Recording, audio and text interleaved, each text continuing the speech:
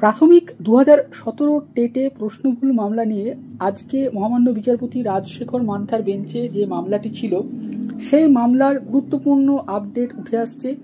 সংবাদ মাধ্যম সূত্রে যে খবরগুলো জানা যাচ্ছে যে এই মামলায় 21টি প্রশ্ন প্রাথমিক 2017 টেটে ভুল রয়েছে বলে মামলাকারীরা দাবি করেন এবং তার জন্য বিচারপতি মূলত তিনটি রাস্তা ভেবে রাখেন। তিনটি রাস্তা কি কি? প্রথমত 2017 যে 21টি প্রশ্ন ভুল রয়েছে বলে মামলাকারীরা অভিযোগ করেছেন বা দাবি করেছেন, সেই 21টি প্রশ্ন যদি সত্যিই ভুল হয় তাহলে 21টি প্রশ্নের জন্য যারা যারা অ্যাটেম্প্ট করেছেন অর্থাৎ প্রত্যেকটি প্রার্থীকে যাতে করে যারা নম্বর পায়নি প্রাথমিক 2017 টেটে তাদেরকে নম্বর দেওয়া হবে, এটি একটি রাস্তা। 2 নম্বর রাস্তা হচ্ছে 21টি প্রশ্নের মধ্যে যে দ্বিতীয় বিকল্পগুলো অর্থাৎ ধরুন যারা মামলাকারী যারা অভিযোগ করছেন যে অন্য একটি বিকল্পের প্রশ্নের উত্তর ঠিক হবে তাহলে তাদেরকে ওই বিকল্পের উত্তর প্রশ্নতেও ঠিক দিতে হবে, এরকমটা। এই 21টি প্রশ্ন যেটা থাকছে, যে প্রশ্ন নিয়ে বিরোধ বা যে প্রশ্ন নিয়ে অভিযোগ তুলেছেন মামলাকারীরা, সেই অভিযোগগুলোর যদি সত্যতা প্রমাণিত হয় তাহলে এই 21টি প্রশ্নকে বাদ রেখে বাকি যে নম্বরগুলো থাকবে সেই নম্বরের মধ্যে বিবেচনা করা বা মূল্যায়ন করা।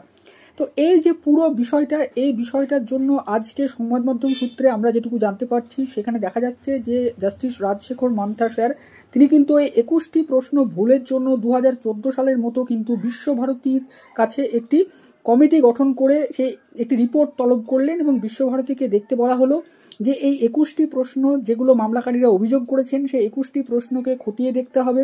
খতিয়ে দেখার পর মামলাকারীদের অভিযোগ অনুযায়ী দেখতে হবে কোন কোন প্রশ্ন ভুল রয়েছে, কোন কোন প্রশ্নের দুটো অপশন ঠিক হবে বা কোন কোন প্রশ্নের কোনো উত্তরই ঠিক হবে না, মামলাকারীদের অভিযোগ মিথ্যে, এরকমটা খতিয়ে দেখতে হবে। দেখার পরে তারা একটি রিপোর্ট সাবমিট করবে 1 মাসের পর এবং তারপরে বিচারপতি ফার্দার কিন্তু নির্দেশ দেবেন।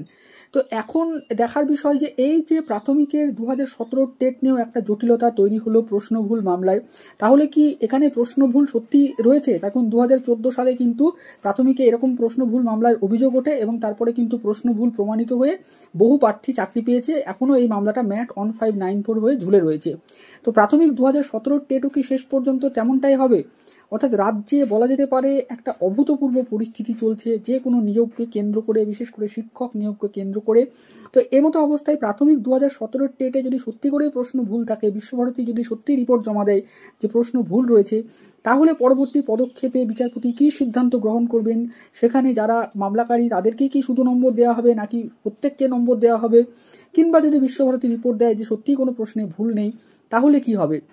তো পুরো বিষয়টা আমাদেরকে আগামী দিনেই আমরা বুঝতে পারবো পরিষ্কার করে। এই মুহূর্তে যতটুকু খবর পাচ্ছি আমরা সেটুকুই আপনাদের সাথে শেয়ার করলাম।